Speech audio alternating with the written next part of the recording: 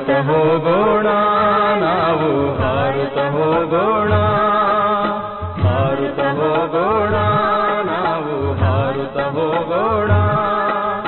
ಪಂಚತತ್ವದ ಎಲ್ಲೆಯ ದಾಟಿ, ಪಂಚತತ್ವದ ಎಲ್ಲೆಯ ದಾಟಿ ಮೂಲವತನವ ಸೇರೋಣ, ಮೂಲವತನವ ಸೇರೋಣ.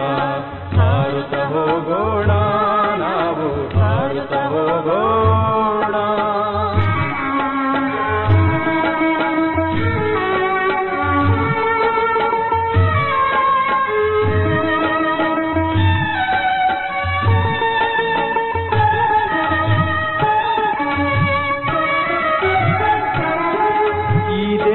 ಸ್ಮೃತಿ ಬಿಟ್ಟು ದೇಹದಾರಿಯ ಸ್ಮೃತಿ ಬಿಟ್ಟು, ಈ ದೇಹದ ಸ್ಮೃತಿ ಬಿಟ್ಟು ದೇಹದಾರಿಯ ಸ್ಮೃತಿ ಬಿಟ್ಟು, ಈ ಪತಿತ ಹಳೆಯದಾದ ಪ್ರಪಂಚದ ಸ್ಮೃತಿ ಬಿಟ್ಟು, ಈ ಪತಿತ ಹಳೆಯದಾದ ಪ್ರಪಂಚದ ಸ್ಮೃತಿ ಬಿಟ್ಟು, ದೂರ ದೂರದ ಗಗನವ ದಾಟಿ ಎತ್ತರೆತ್ತರಕ್ಕೆ ಹಾರೋಣ, ದೂರ ದೂರದ ಗಗನವ ದಾಟಿ ಎತ್ತರೆತ್ತರಕ್ಕೆ ಹಾರೋಣ.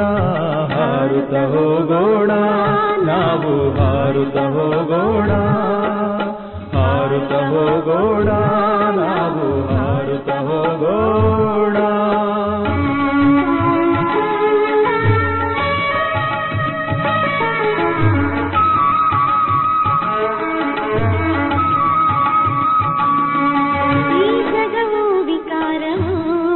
ನಮಗೇನು ಬೇಕಿಲ್ಲ ಇದರಿಂದ, ಈ ಜಗವು ವಿಕಾರವು ನಮಗೇನು ಬೇಕಿಲ್ಲ ಇದರಿಂದ. ಆವತನವೇ ನಮಗಿರಲು ನಾವಿರಬೇಕಲ್ಲಿ ಸದಾ, ಆವತನವೇ ನಮಗಿರಲು ನಾವಿರಬೇಕಲ್ಲಿ ಸದಾ.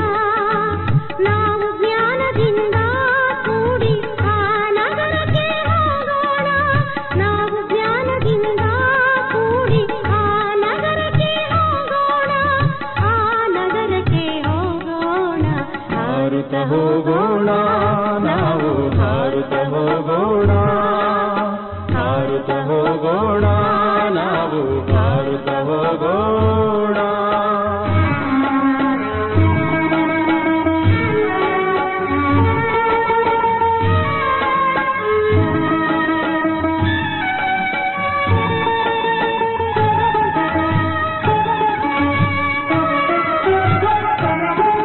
ಆವತನದಿ ಕುಳಿತಿಹರು ಅವ್ಯಕ್ತ ಪಿತಾಮಹರು, ಆವತನದಿ ಕುಳಿತಿಹರು ಅವ್ಯಕ್ತ ಪಿತಾಮಹರು. ಕಾಯುತ್ತಲಿಹರು ಅವರಿಂದು ಮನೆಗೀಗ ಕರೆದೊಯ್ಯಲು, ಕಾಯುತ್ತಲಿಹರು ಅವರಿಂದು ಮನೆಗೀಗ ಕರೆದೊಯ್ಯಲು. ನಿರಾಕಾರಿಗಳು ಆಗೋಣ ಶಾಂತಿ ಧಾಮವ ಸೇರೋಣ, ನಿರಾಕಾರಿಗಳು ಆಗೋಣ ಶಾಂತಿ ಧಾಮವ ಸೇರೋಣ. ಹಾರುತ್ತ ಹೋಗೋಣ ನಾವು ಹಾರುತ್ತ ಹೋಗೋಣ, ಹಾರುತ್ತ ಹೋಗೋಣ ನಾವು ಹಾರುತ್ತ ಹೋಗೋಣ. ಪಂಚತತ್ವದ ಎಲ್ಲೆಯ ದಾಟಿ, ಪಂಚತತ್ವದ ಎಲ್ಲೆಯ ದಾಟಿ ಮೂಲವತನವ ಸೇರೋಣ, ಮೂಲವತನವ ಸೇರೋಣ. ಹಾರುತ್ತ ಹೋಗೋಣ ನಾವು ಹಾರುತ್ತ ಹೋಗೋಣ, ಹಾರುತ್ತ ಹೋಗೋಣ ನಾವು ಹಾರುತ್ತ ಹೋಗೋಣ.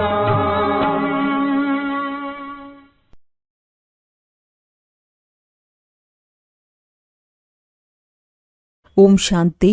ಇಂದಿನ ದಿನಾಂಕ 29/1/2026. ಪ್ರಾರ್ಥ ಮುರುಳಿ ಬಾಪ್ತಾದ ಮಧುಬನ.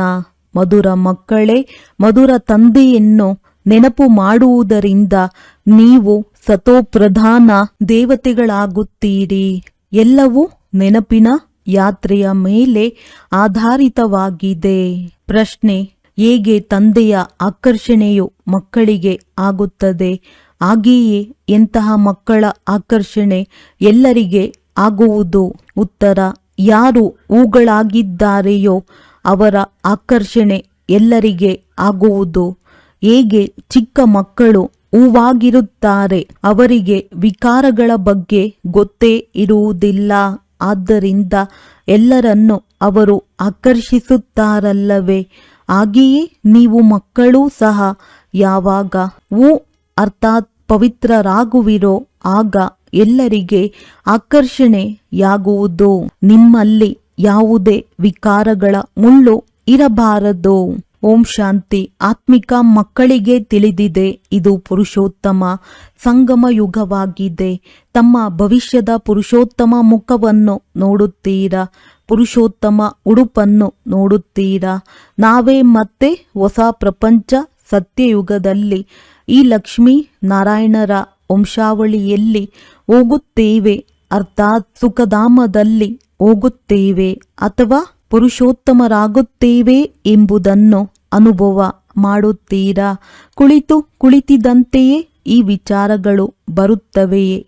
ಓದುವ ವಿದ್ಯಾರ್ಥಿಗಳಿಗೆ ಯಾವ ದರ್ಜೆಯನ್ನು ಓದುವರೋ ಅದು ಅವಶ್ಯವಾಗಿ ನಾನು ಬ್ಯಾರಿಸ್ಟರ್ ಅಥವಾ ಇಂತಹ ಉದ್ಯೋಗಿಯಾಗುವೆನೋ ಎಂದು ಬುದ್ಧಿಯಲ್ಲಿರುತ್ತದೆ. ಹಾಗೆಯೇ ನೀವು ಸಹ ಇಲ್ಲಿ ಕುಳಿತುಕೊಂಡಾಗ ನಾವು ವಿಷ್ಣುವಿನ ರಾಜಧಾನಿಯಲ್ಲಿ ಹೋಗುತ್ತೇವೆ ಎಂಬುದನ್ನು ತಿಳಿದುಕೊಳ್ಳುತ್ತೀರಾ. ವಿಷ್ಣುವಿನ 2 ರೂಪಗಳಾಗಿವೆ, ಲಕ್ಷ್ಮೀ ನಾರಾಯಣ, ದೇವಿ ದೇವತಾ. ನಿಮ್ಮ ಬುದ್ಧಿಯು ಈಗ ಅಲೌಕಿಕವಾಗಿದೆ. ಮತ್ಯಾವ ಮನುಷ್ಯರ ಬುದ್ಧಿಯಲ್ಲಿ ಈ ಮಾತುಗಳ ಚಿಂತನೆ ನಡೆಯುವುದಿಲ್ಲ. ನೀವು ಮಕ್ಕಳ ಬುದ್ಧಿಯಲ್ಲಿ ಇವೆಲ್ಲ ಮಾತುಗಳಿವೆ. ಇದೇನು ಸಾಮಾನ್ಯ ಸತ್ಸಂಗವಲ್ಲ. ಇಲ್ಲಿ ಕುಳಿತಿದ್ದೀರೆಂದರೆ ತಿಳಿದುಕೊಳ್ಳುತ್ತೀರಿ. ಸತ್ಯ ತಂದೆ ಯಾರಿಗೆ ಶಿವನೆಂದು ಹೇಳಲಾಗುತ್ತದೆಯೋ ಅವರ ಸಂಘದಲ್ಲಿ ಕುಳಿತಿದ್ದೇವೆ. ಶಿವತಂದೆಯು ರಚಯಿತನಾಗಿದ್ದಾರೆ. ಅವರೇ ರಚನೆಯ ಆದಿ ಮಧ್ಯ ಅಂತ್ಯವನ್ನು ತಿಳಿದುಕೊಂಡಿದ್ದಾರೆ ಮತ್ತು ಜ್ಞಾನವನ್ನು ಕೊಡುತ್ತಾರೆ. ಹೇಗೆ ಇದು ನೆನ್ನೆಯ ಮಾತು ಎಂಬಂತೆ ತಿಳಿಸುತ್ತಾರೆ. ಇಲ್ಲಿ ಕುಳಿತಿದ್ದೀರಿ ಅಂದ ಮೇಲೆ ಇದು ನೆನಪಿರಬೇಕಲ್ಲವೇ? ನಾವು ಪರಿವರ್ತನೆಯಾಗಲು ಅರ್ಥಾತ್ ಈ ಶರೀರವನ್ನು ಬದಲಾಯಿಸಿ ದೇವತಾ ಶರೀರವನ್ನು ಪಡೆಯಲು ಬಂದಿದ್ದೇವೆ. ನನ್ನದು ಇದು ತಮೋಪ್ರಧಾನ ಹಳೆಯ ಶರೀರವಾಗಿದೆ. ಅದನ್ನು ಬದಲಾಯಿಸಿ ಈ ಲಕ್ಷ್ಮೀ ನಾರಾಯಣರಂತೆ ಆಗಬೇಕೆಂದು ಆತ್ಮವು ಹೇಳುತ್ತದೆ. ಗುರಿ ಧ್ಯೇಯವು ಎಷ್ಟು ಶ್ರೇಷ್ಠವಾಗಿದೆ. ಓದಿಸುವ ಶಿಕ್ಷಕರು ಖಂಡಿತವಾಗಿಯೂ ಓದುವ ವಿದ್ಯಾರ್ಥಿಗಳಿಗಿಂತ ಬುದ್ಧಿವಂತರಿರಬೇಕಲ್ಲವೇ? ಓದಿಸುತ್ತಾರೆ, ಒಳ್ಳೆಯ ಕರ್ಮವನ್ನು ಕಲಿಸುತ್ತಾರೆ ಅಂದ ಮೇಲೆ ಅವಶ್ಯವಾಗಿ ಶ್ರೇಷ್ಠರಿರಬೇಕಲ್ಲವೇ? ನಮಗೆ ಎಲ್ಲರಿಗಿಂತ ಶ್ರೇಷ್ಠಾತಿ ಶ್ರೇಷ್ಠ ಭಗವಂತನು ಓದಿಸುತ್ತಾರೆ. ಭವಿಷ್ಯದಲ್ಲಿ ನಾವು ದೇವತೆಗಳಾಗುತ್ತೇವೆ. ನಾವು ಏನನ್ನು ಓದುತ್ತೇವೆಯೋ ಅದು ಭವಿಷ್ಯ ಹೊಸ ಪ್ರಪಂಚಕ್ಕಾಗಿ ಎಂಬುದನ್ನು ನೀವು ತಿಳಿದುಕೊಂಡಿದ್ದೀರಿ. ಮತ್ಯಾರಿಗೂ ಹೊಸ ಪ್ರಪಂಚದ ಬಗ್ಗೆ ತಿಳಿದೇ ಇಲ್ಲ. ನಿಮ್ಮ ಬುದ್ಧಿಯಲ್ಲಿ ಈಗ ಬರುತ್ತಿದೆ. ಈ ಲಕ್ಷ್ಮೀ ನಾರಾಯಣರು ಹೊಸ ಪ್ರಪಂಚದ ಮಾಲೀಕರಾಗಿದ್ದರು ಅಂದಾಗ ಅವಶ್ಯವಾಗಿ ಮತ್ತೆ ಪುನರಾವರ್ತನೆಯಾಗುವುದು. ಆದ್ದರಿಂದ ನಿಮಗೆ ಓದಿಸಿ ಮನುಷ್ಯರಿಂದ ದೇವತೆಗಳನ್ನಾಗಿ ಮಾಡುತ್ತೇನೆಂದು ತಂದೆಯು ತಿಳಿಸುತ್ತಾರೆ. ದೇವತೆಗಳಲ್ಲಿಯೂ ಅವಶ್ಯವಾಗಿ ನಂಬರ್ 1 ಇರುತ್ತಾರೆ. ದೈವಿ ರಾಜಧಾನಿ ಇರುತ್ತದೆ ಎಲ್ಲವೇ? ನಿಮಗೆ ಇಡೀ ದಿನ ಇದೇ ಚಿಂತನೆ ನಡೆಯುತ್ತಿರುವುದು. ನಾವಾತ್ಮರಾಗಿದ್ದೇವೆ.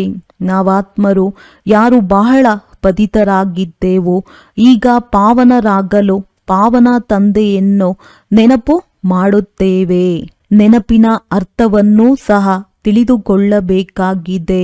ಆತ್ಮವು ತನ್ನ ಮಧುರ ತಂದೆಯನ್ನು ನೆನಪು ಮಾಡುತ್ತದೆ. ಸ್ವಯಂ ತಂದೆಯೇ ಹೇಳುತ್ತಾರೆ, ಮಕ್ಕಳೇ, ನನ್ನನ್ನು ನೆನಪು ಮಾಡುವುದರಿಂದ ನೀವು ಸತೋಪ್ರಧಾನ ದೇವತೆಗಳಾಗುವಿರಿ. ಎಲ್ಲರೂ ನೆನಪಿನ ಯಾತ್ರೆಯ ಮೇಲೆ ಅವಲಂಬಿಸಿದೆ. ಮಕ್ಕಳೇ, ಎಷ್ಟು ಸಮಯ ನೆನಪು ಮಾಡುತ್ತೀರಿ ಎಂದು ತಂದೆಯು ಅವಶ್ಯವಾಗಿ ಕೇಳುವರಲ್ಲವೇ? ನೆನಪು ಮಾಡುವುದರಲ್ಲಿಯೇ ಮಾಯೆಯ ಯುದ್ಧವಾಗುತ್ತದೆ. ನೀವು ಸಹ ತಿಳಿದುಕೊಳ್ಳುತ್ತೀರಿ, ಇದು ಯಾತ್ರೆಯಲ್ಲ, ಆದರೆ ಹೇಗೆ ಯುದ್ಧವಾಗಿದೆ. ಇದರಲ್ಲಿ ಬಹಳ ವಿಘ್ನಗಳು ಬರುತ್ತವೆ. ನೆನಪಿನ ಯಾತ್ರೆಯಲ್ಲಿರುವುದರಲ್ಲಿಯೇ ಮಾಯೆಯು ವಿಘ್ನಗಳನ್ನು ಹಾಕುತ್ತದೆ, ಅರ್ಥಾತ್ ನೆನಪನ್ನು ಮರೆಸಿಬಿಡುತ್ತದೆ. ಬಾಬಾ ನಮಗೆ ತಮ್ಮ ನೆನಪಿನಲ್ಲಿರುವುದರಲ್ಲಿ ಬಹಳ ಮಾಯೆಯ ಬಿರುಗಾಳಿಗಳು ಬರುತ್ತವೆ ಎಂದು ಹೇಳುತ್ತಾರೆ. ಮೊಟ್ಟ ಮೊದಲನೆಯ ಬಿರುಗಾಳಿಯು ದೇಹಾಭಿಮಾನದ್ದಾಗಿದೆ. ನಂತರ ಕಾಮ, ಕ್ರೋಧ, ಲೋಭ, ಮೋಹ. ಬಾಬಾ ನಾವು ನೆನಪಿನಲ್ಲಿರುವುದರಲ್ಲಿಯೂ ಯಾವುದೇ ವಿಘ್ನಗಳು ಬರಬಾರದೆಂದು ಬಹಳ ಪ್ರಯತ್ನ ಪಡುತ್ತೇವೆ. ಆದರೂ ಸಹ ಬಿರುಗಾಳಿಗಳು ಬರುತ್ತವೆ. ಇಂದು ಕ್ರೋಧದ ಬಿರುಗಾಳಿ, ಇಂದು ಲೋಭದ ಬಿರುಗಾಳಿ ಬಂದಿತು. ಇಂದು ನಮ್ಮ ಸ್ಥಿತಿಯು ಚೆನ್ನಾಗಿತ್ತು, ಯಾವುದೇ ಬಿರುಗಾಳಿ ಬರಲಿಲ್ಲ. ಇಡೀ ದಿನ ನೆನಪಿನ ಯಾತ್ರೆಯಲ್ಲಿದ್ದೆವು.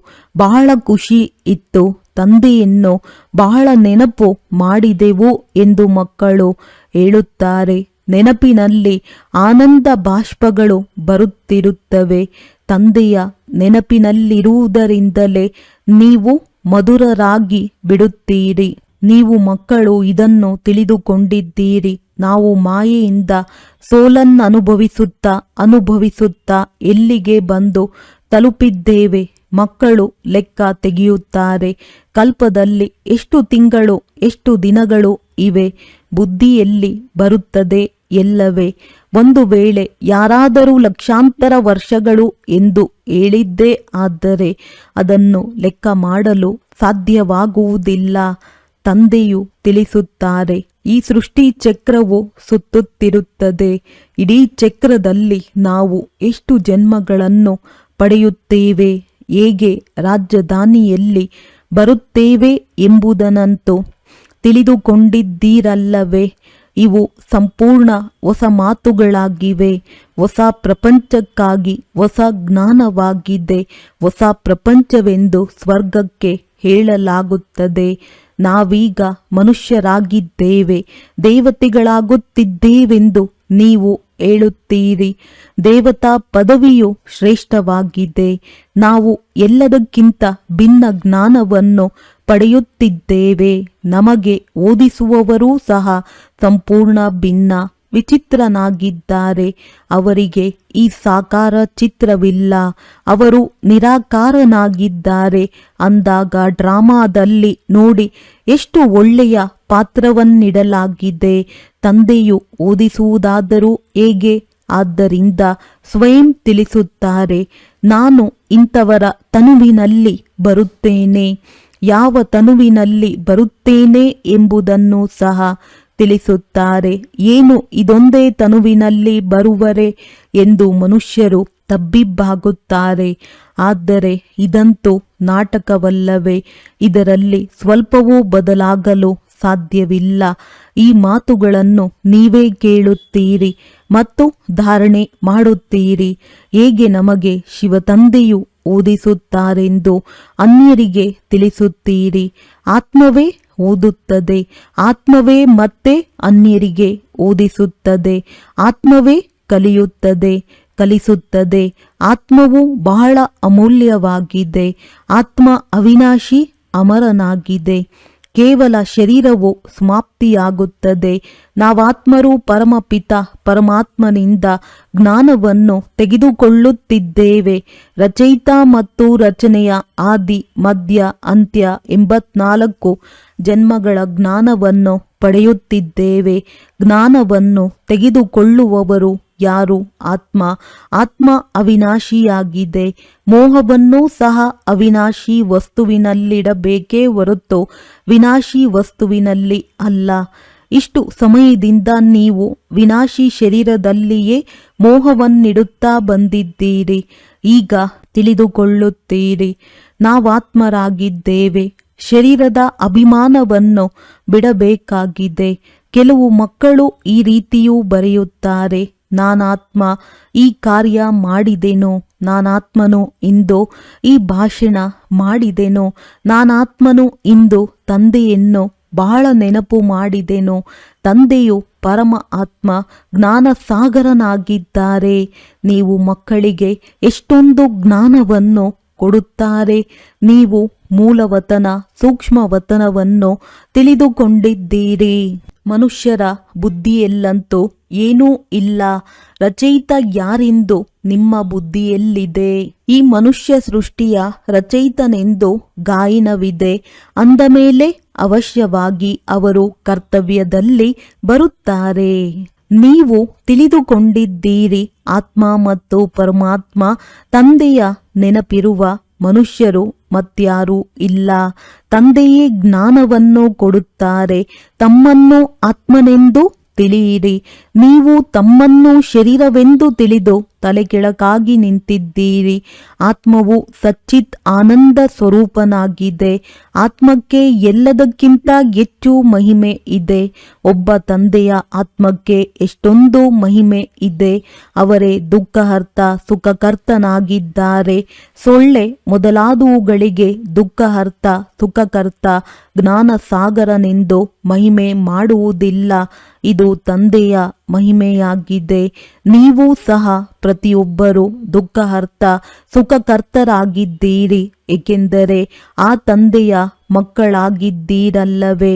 ಯಾರು ಎಲ್ಲರ ದುಃಖವನ್ನು ಹರಿಸಿ ಸುಖವನ್ನು ಕೊಡುತ್ತಾರೆ, ಅದು ಅರ್ಧಕಲ್ಪಕ್ಕಾಗಿ.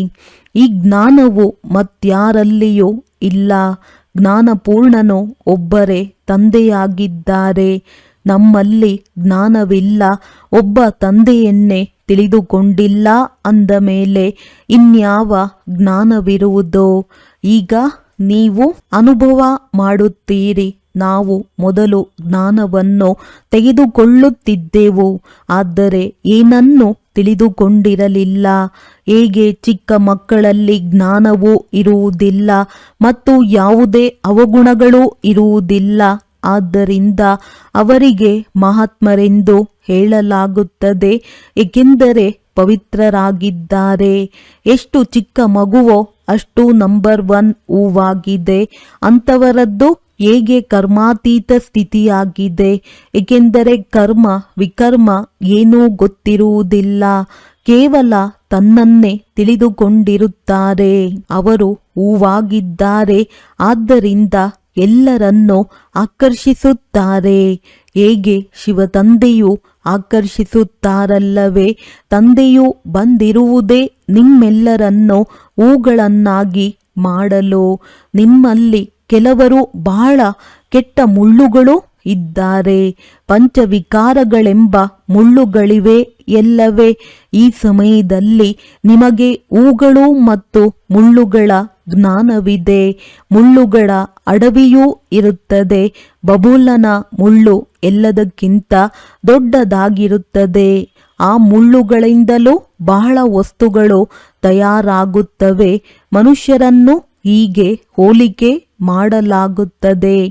ತಂದೆಯು ತಿಳಿಸುತ್ತಾರೆ, ಈ ಸಮಯದಲ್ಲಿ ಬಹಳ ದುಃಖವನ್ನು ಕೊಡುವಂತಹ ಮನುಷ್ಯರು ಮುಳ್ಳುಗಳಾಗಿದ್ದಾರೆ. ಆದ್ದರಿಂದ ಇದಕ್ಕೆ ದುಃಖದ ಪ್ರಪಂಚವೆಂದು ಹೇಳಲಾಗುತ್ತದೆ. ತಂದೆಯು ಸುಖದಾತನೆಂದು ಹೇಳುತ್ತಾರೆ. ಮಾಯಾ ರಾವಣನು ದುಃಖದಾತನಾಗಿದ್ದಾನೆ. ಮತ್ತೆ ಸತ್ಯಯುಗದಲ್ಲಿ ಮಾಯೆಯೇ ಇರುವುದಿಲ್ಲ. ಆದ್ದರಿಂದ ಈ ಮಾತುಗಳು ಇರುವುದಿಲ್ಲ. ಡ್ರಾಮಾದಲ್ಲಿ ಒಂದು ಪಾತ್ರವು 2 ಬಾರಿ ನಡೆಯಲು ಸಾಧ್ಯವಿಲ್ಲ. ಬುದ್ಧಿಯಲ್ಲಿದೆ. ಇಡೀ ಪ್ರಪಂಚದಲ್ಲಿ ಯಾವ ಪಾತ್ರವು ಅಭಿನಯಿಸಲ್ಪಡುವುದೋ ಅದೆಲ್ಲವೂ ಹೊಸದಾಗಿದೆ. ನೀವು ವಿಚಾರ ಮಾಡಿ, ಸತ್ಯಯುಗದಿಂದ ಹಿಡಿದು ಇಲ್ಲಿಯವರೆಗೆ ದಿನಗಳು ಬದಲಾಗುತ್ತಿದೆ, ಚಟುವಟಿಕೆಗಳು ಬದಲಾಗುತ್ತಿದೆ. ಆತ್ಮದಲ್ಲಿ ಪೂರ್ಣ 5,000 ವರ್ಷಗಳ ಸಂಸ್ಕಾರವು ಅಡಕವಾಗಿದೆ. ಅದು ಬದಲಾಗಲು ಸಾಧ್ಯವಿಲ್ಲ. ಪ್ರತಿಯೊಂದು ಆತ್ಮನಲ್ಲಿ ತನ್ನ ಪಾತ್ರವು ತುಂಬಲ್ಪಟ್ಟಿದೆ. ಈ ಒಂದು ಮಾತನ್ನು ಯಾರು ತಿಳಿದುಕೊಳ್ಳಲು ಸಾಧ್ಯವಿಲ್ಲ. ಈಗ ಆದಿ ಮಧ್ಯ ಅಂತ್ಯವನ್ನು ನೀವು ತಿಳಿದುಕೊಂಡಿದ್ದೀರಿ. ಇದು ಶಾಲೆಯಲ್ಲವೇ? ಸೃಷ್ಟಿಯ ಆದಿ ಮಧ್ಯ ಅಂತ್ಯವನ್ನು ತಿಳಿದುಕೊಳ್ಳಬೇಕಾಗಿದೆ. ತಂದೆಯನ್ನು ನೆನಪು ಮಾಡಿ ಪವಿತ್ರರಾಗುವ ವಿದ್ಯೆಯಾಗಿದೆ. ಇದಕ್ಕೆ ಮೊದಲೇ ನಾವೇ ಈ ರೀತಿಯಾಗಬೇಕೆಂದು ತಿಳಿದುಕೊಂಡಿರಲಿಲ್ಲ. ತಂದೆಯು ಎಷ್ಟು ಸ್ಪಷ್ಟ ಮಾಡಿ ತಿಳಿಸುತ್ತಾರೆ. ನೀವು ಮೊದಲ ನಂಬರಿನಲ್ಲಿ ಈ ರೀತಿ ಇದ್ದೀರಿ, ನಂತರ ಕೆಳಗಿಳಿಯುತ್ತಾ ಇಳಿಯುತ್ತಾ ಈಗ ಏನಾಗಿ ಬಿಟ್ಟಿದ್ದೀರಿ. ಪ್ರಪಂಚವನ್ನು ನೋಡಿ ಏನಾಗಿ ಬಿಟ್ಟಿದೆ. ಎಷ್ಟೊಂದು ಜನಸಂಖ್ಯೆ ಇದೆ. ಈ ಲಕ್ಷ್ಮೀನಾರಾಯಣರ ರಾಜಧಾನಿಯ ವಿಚಾರ ಮಾಡಿ ಅಲ್ಲಿ ಹೇಗಿರುವುದೋ, ಇವರು ಎಲ್ಲಿರುವರೋ ಅಲ್ಲಿ ಹೇಗೆ ವಜ್ರರತ್ನಗಳ ಮೆಹಲುಗಳಿರುತ್ತವೆ. ಈಗ ಬುದ್ಧಿಯಲ್ಲಿ ಬರುತ್ತದೆ, ನಾವೀಗ ಸ್ವರ್ಗವಾಸಿಗಳಾಗುತ್ತಿದ್ದೇವೆ. ಅಲ್ಲಿ ನಾವು ನಮ್ಮ ಮನೆ ಇತ್ಯಾದಿಗಳನ್ನು ಕಟ್ಟುತ್ತೇವೆ. ಚಿನ್ನದ ದ್ವಾರಿಕೆ ಸಾಗರದಿಂದ ಹೊರ ಬರುತ್ತದೆ ಎಂದಲ್ಲ, ಇದನ್ನು ಶಾಸ್ತ್ರಗಳಲ್ಲಿ ತೋರಿಸಿದ್ದಾರೆ. ಶಾಸ್ತ್ರ ಎಂಬ ಹೆಸರೇ ನಡೆದು ಬರುತ್ತದೆ, ಮತ್ಯಾವುದೇ ಹೆಸರನ್ನಿಡುವುದಿಲ್ಲ. ಮತ್ತೆಲ್ಲವೂ ವಿದ್ಯೆಯ ಪುಸ್ತಕಗಳಾಗಿರುತ್ತವೆ. ಇನ್ನು ಕೆಲವು ಕಾದಂಬರಿಗಳಿರುತ್ತವೆ. ಬಾಕಿ ಇದಕ್ಕೆ ಮಾತ್ರ ಪುಸ್ತಕ ಅಥವಾ ಶಾಸ್ತ್ರವೆಂದು ಹೇಳುತ್ತಾರೆ. ಅದು ವಿದ್ಯೆಯ ಪುಸ್ತಕಗಳಾಗಿವೆ. ಶಾಸ್ತ್ರಗಳನ್ನು ಓದುವವರಿಗೆ ಭಕ್ತರೆಂದು ಹೇಳಲಾಗುತ್ತದೆ. ಭಕ್ತಿ ಮತ್ತು ಜ್ಞಾನ ಎರಡು ಮಾತುಗಳಿವೆ. ಹೇಗೆ ವೈರಾಗ್ಯ ಯಾವುದರ ಮೇಲೆ, ಭಕ್ತಿಯದೋ ಅಥವಾ ಜ್ಞಾನದ ವೈರಾಗ್ಯವೋ? ಅವಶ್ಯವಾಗಿ ಭಕ್ತಿಯ ವೈರಾಗ್ಯವೆಂದು ಹೇಳುತ್ತಾರೆ. ಈಗ ನಿಮಗೆ ಜ್ಞಾನ ಸಿಗುತ್ತಿದೆ. ಇದರಿಂದ ನೀವು ಎಷ್ಟು ಶ್ರೇಷ್ಠರಾಗುತ್ತೀರಿ. ಈಗ ತಂದೆಯು ನಿಮ್ಮನ್ನು ಸುಖದಾಯಿಯನ್ನಾಗಿ ಮಾಡುತ್ತಾರೆ. ಸುಖಧಾಮಕ್ಕೆ ಸ್ವರ್ಗವೆಂದು ಹೇಳಲಾಗುತ್ತದೆ. ನೀವು ಸುಖಧಾಮದಲ್ಲಿ ಹೋಗುವವರಿದ್ದೀರಿ. ಆದ್ದರಿಂದ ನಿಮಗೆ ಓದಿಸುತ್ತಾರೆ. ಈ ಜ್ಞಾನವನ್ನು ಸಹ ನಿಮ್ಮ ಆತ್ಮವೇ ತಿಳಿದುಕೊಳ್ಳುತ್ತದೆ. ಆತ್ಮಕ್ಕೆ ಯಾವುದೇ ಧರ್ಮವಿಲ್ಲ, ಅದಂತೂ ಆತ್ಮವೇ ಆಗಿದೆ. ಮತ್ತೆ ಆ ಆತ್ಮವು ಶರೀರದಲ್ಲಿ ಬಂದಾಗ ಶರೀರದ ಧರ್ಮಗಳು ಬೇರೆ ಬೇರೆ ಇರುತ್ತವೆ. ಆತ್ಮದ ಧರ್ಮ ಯಾವುದು? ಮೊದಲನೆಯದಾಗಿ ಆತ್ಮವು ಬಿಂದು ರೂಪವಾಗಿದೆ ಮತ್ತು ಶಾಂತ ಸ್ವರೂಪನಾಗಿದೆ. ಶಾಂತಿಧಾಮ ಮುಕ್ತಿಧಾಮದಲ್ಲಿರುತ್ತದೆ. ಈಗ ತಂದೆಯು ತಿಳಿಸುತ್ತಾರೆ, ಎಲ್ಲ ಮಕ್ಕಳಿಗೆ ಅಧಿಕಾರವಿದೆ. ಅನೇಕ ಮಕ್ಕಳು ಅನ್ಯ ಧರ್ಮಗಳಲ್ಲಿ ಮತಾಂತರಗೊಂಡಿದ್ದಾರೆ. ಅವರು ಮತ್ತೆ ಬಂದು ತಮ್ಮ ಮೂಲ ಧರ್ಮವನ್ನು ಸೇರುತ್ತಾರೆ. ಯಾರು ದೇವಿ ದೇವತಾ ಧರ್ಮವನ್ನು ಬಿಟ್ಟು ಅನ್ಯ ಧರ್ಮದಲ್ಲಿ ಹೋಗಿದ್ದಾರೆಯೋ ಆ ಎಲ್ಲ ಎಲೆಗಳು ಮತ್ತೆ ತಮ್ಮ ಜಾಗಕ್ಕೆ ಹಿಂತಿರುಗಿ ಬರುತ್ತಾರೆ. ಯಾರು ಹಿಂದೂಗಳಿಂದ ಮುಸಲ್ಮಾನರಾಗುವರೋ ಅವರಿಗೆ ಶೇಖ್ ಎಂದು ಹೇಳುತ್ತಾರೆ. ಹೇಗೆ ಶೇಖ್ ಮೊಹಮ್ಮದ್ ಇತ್ಯಾದಿ ಇವೆಲ್ಲ ಮಾತುಗಳನ್ನು ಮತ್ಯಾರು ತಿಳಿದುಕೊಳ್ಳಲು ಸಾಧ್ಯವಿಲ್ಲ. ಮೊಟ್ಟ ಮೊದಲು ತಂದೆಯ ಪರಿಚಯ ಕೊಡಬೇಕಾಗಿದೆ. ಇದರಲ್ಲಿಯೇ ಎಲ್ಲರೂ ತಬ್ಬಿಬ್ಬಾಗಿದ್ದಾರೆ. ನಮಗೆ ಯಾರು ಓದಿಸುತ್ತಾರೆ ಎಂಬುದನ್ನು ನೀವು ತಿಳಿದುಕೊಂಡಿದ್ದೀರಿ. ನೀವು ಮಕ್ಕಳಿಗೆ ಸ್ವಯಂ ತಂದೆಯೇ ಓದಿಸುತ್ತಾರೆ. ಕೃಷ್ಣನಂತೂ ದೇಹಧಾರಿಯಾಗಿದ್ದಾನೆ. ಈ ಬ್ರಹ್ಮರವರಿಗೂ ದಾದಾ ಸಹೋದರ ಎಂದು ಹೇಳುತ್ತಾರೆ. ಎಲ್ಲರೂ ಸಹೋದರ ಸಹೋದರರಲ್ಲವೇ? ಸ್ಥಾನದ ಮೇಲೆ ಆಧಾರಿತವಾಗಿದೆ. ಇದು ಸಹೋದರನ ಶರೀರ, ಇದು ಸಹೋದರಿಯ ಶರೀರವಾಗಿದೆ. ಇದನ್ನು ನೀವು ಈಗ ತಿಳಿದುಕೊಂಡಿದ್ದೀರಿ. ಆತ್ಮವಂತೂ ಒಂದು ಚಿಕ್ಕ ನಕ್ಷತ್ರ ಮಾದರಿಯಾಗಿದೆ. ಇಷ್ಟು ಚಿಕ್ಕ ನಕ್ಷತ್ರದಲ್ಲಿ ಎಷ್ಟು ದೊಡ್ಡ ಜ್ಞಾನವಿದೆ. ಈ ಆತ್ಮ ನಕ್ಷತ್ರ ಶರೀರವಿಲ್ಲದೆ ಮಾತನಾಡುವುದಕ್ಕೂ ಸಾಧ್ಯವಿಲ್ಲ. ಈ ನಕ್ಷತ್ರವು ಪಾತ್ರವನ್ನಭಿನಯಿಸಲು ಅಂಗಗಳು ಬೇಕು. ನಕ್ಷತ್ರಗಳ ಪ್ರಪಂಚವೇ ಬೇರೆಯಾಗಿದೆ. ಮತ್ತೆ ಇಲ್ಲಿ ಬಂದು ಆತ್ಮ ನಕ್ಷತ್ರವು ಶರೀರ ಧಾರಣೆ ಮಾಡುತ್ತದೆ.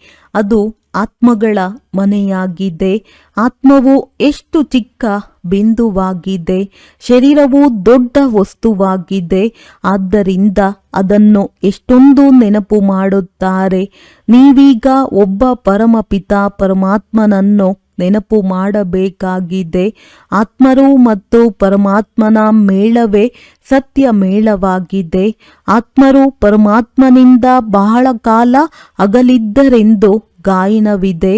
ನಾವು ತಂದೆಯಿಂದ ಅಗಲಿದ್ದೆವಲ್ಲವೇ, ಎಷ್ಟೊಂದು ಸಮಯ ಅಗಲಿ ಹೋಗಿದ್ದೆವು ಎಂದು ನೆನಪು ಬರುತ್ತದೆ. ತಂದೆಯು ಕಲ್ಪಕಲ್ಪವೂ ಏನನ್ನೂ ತಿಳಿಸುತ್ತಾ ಬಂದಿದ್ದಾರೆ, ಅದನ್ನೇ ಬಂದು ತಿಳಿಸುತ್ತಾರೆ. ಇದರಲ್ಲಿ ಸ್ವಲ್ಪವೂ ಅಂತರವಾಗಲು ಸಾಧ್ಯವಿಲ್ಲ. ಕ್ಷಣ ಪ್ರತಿಕ್ಷಣ ನಡೆಯುತ್ತದೆಯೋ ಅದು ಹೊಸದಾಗಿದೆ. ಒಂದು ಕ್ಷಣವು ಕಳೆಯುತ್ತದೆ, ಒಂದು ನಿಮಿಷ ಕಳೆಯುತ್ತದೆ. ಅದನ್ನು ಹೇಗೆ ಬಿಡುತ್ತಾ ಹೋಗುತ್ತಾರೆ. ಎಲ್ಲವೂ ಕಳೆಯುತ್ತಾ ಹೋಗುತ್ತದೆ.